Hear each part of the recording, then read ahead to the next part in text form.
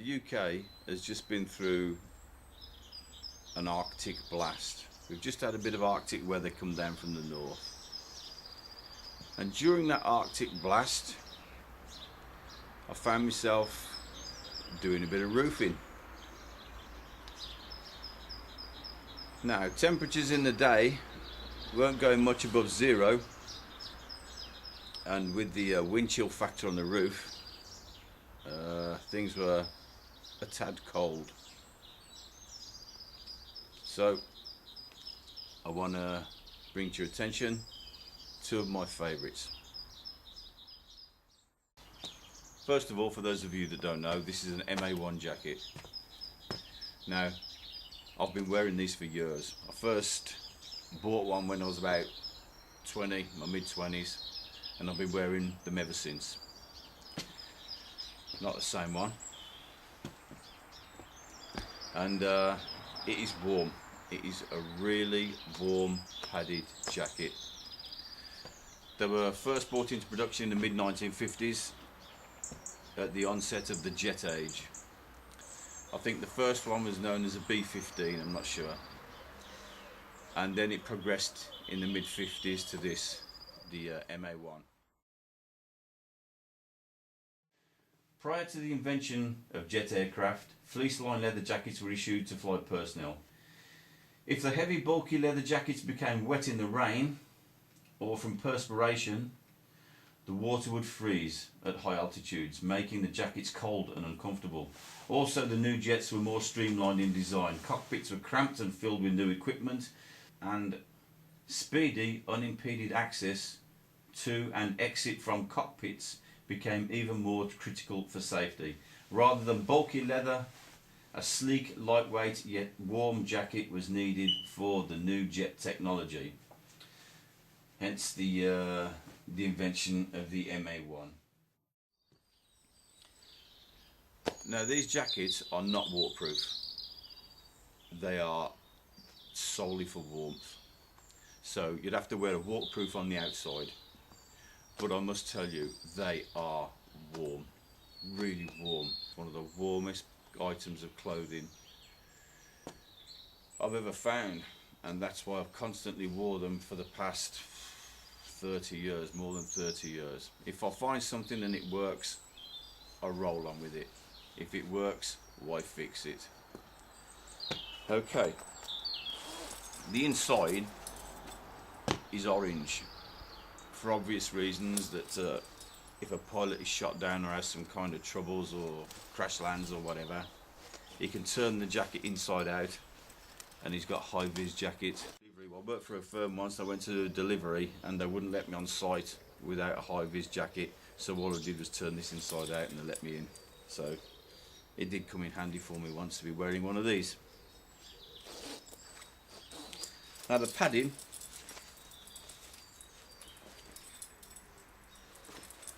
it's got a padded layer inside it, and the cuffs and the waist are elasticated. The neck is elasticated. So when you do it up, so once you're sealed in, the warmth is sealed inside. Windproof, warm, but not waterproof. So remember, you've got to put a waterproof on top. It's a good insulating layer. I was up on the roof last week in the Arctic blast. I had a t-shirt, a hoodie, a body warmer, and this, and I was warm. So up in zero, sub-zero with the wind chill factor, I was still warm. I had a snood on, hat under the snood, and I was well away. Now, this jacket I've got on here, it's not a real MA-1, it's not an original. The original, made by, I believe, Alpha Industries, would cost, you can buy them still now new for 100 quid. This is a reproduction, cost me about 35 quid. If and when you buy items like the MA-1, don't bother getting them from Amazon and eBay and stuff like that. I personally don't order things like that over the internet. because when I buy things that are crucial to warmth and you need quality, and so it's good to go to a shop where you can feel the quality and feel how thick they are, because there's a lot of impersonations, there's a lot of not impersonations, there's a lot of reproductions of this item that don't really come up to scratch, as with a lot of things nowadays. So when you go in a shop, you can actually feel it, feel how thick the material, feel how thick the padding is, to see whether you're getting your money's worth. These imitations, I'm not sure who this one's made by. It could even be Miltech, I'm not sure. But they come at about 35 quid.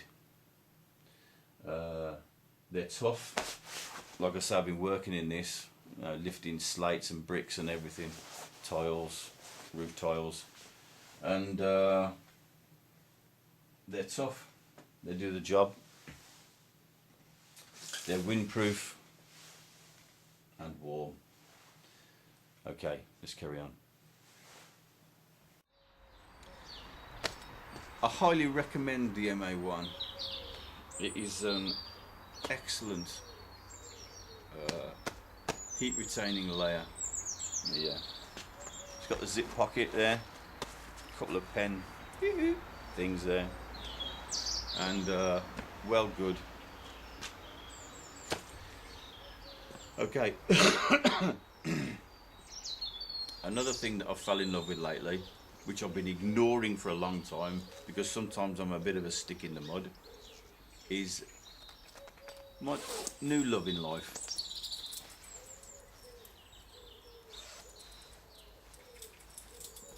Merino wool. Please. Merino wool is excellent. Let's tell you a bit about merino wool. Okay, merino wool. Typically meant for use in running, hiking, skiing, mountain climbing, cycling, etc., etc., and in other types of outdoor aerobic exercise. These clothes command a premium over synthetic fibres. Merino is excellent at regulating body temperature, especially worn against the skin. The wool provides some warmth without overheating the wearer. It draws moisture and sweat away from the skin, so this is what we call wicking, when it draws the sweat away from your skin. The fabric is slightly moisture repellent. The keratin fibres that it's made of are hydrophobic at the one end and hydrophilic at the other, allowing the user to avoid the feeling of wetness. Like cotton, wool absorbs water, but unlike cotton, wool retains warmth when wet, thus helping wearers to avoid hypothermia after strenuous workouts, climbs or weather events. Like most wools, merino contains lanolin, which has antibacterial properties. Okay, so it also keeps down the spread of bodily bacteria, which is another great property. Merino is one of the softest types of wool available due to finer fibres and smaller scales. Merino has an excellent warmth to weight ratio compared to other wools, in part because the smaller fibres have microscopic cortices of dead air, trapping body heat similar to the way a sleeping bag warms its occupant. So the fibres actually trap air too. Merino wool basically has got everything going for it. It's a tad on the expensive side, but I should say a nice merino underlayer, top and bottom, is well worth the money. If you're serious about what you're doing outdoors, it's worth getting at least one set. It is a fantastic stuff. It is really great stuff, merino wool. I can recommend it. When you wear cotton, cotton keeps you warm, but when it gets wet, it goes cold. It doesn't wick, it just sticks. It sticks, it doesn't wicks, okay. whereas the merino wool wicks the sweat and the moisture away from your body and keeps you warm. I was just saying, in a difficult circumstance, that could be quite crucial. Okay. So, a merino wool base layer. This is a long sleeve base layer top. And my MA-1. And other bits and bobs. Sub-zero, wind chill factor, up on the roof. No problem. Okay, highly recommend these items to you. Kingdom Hiker, out.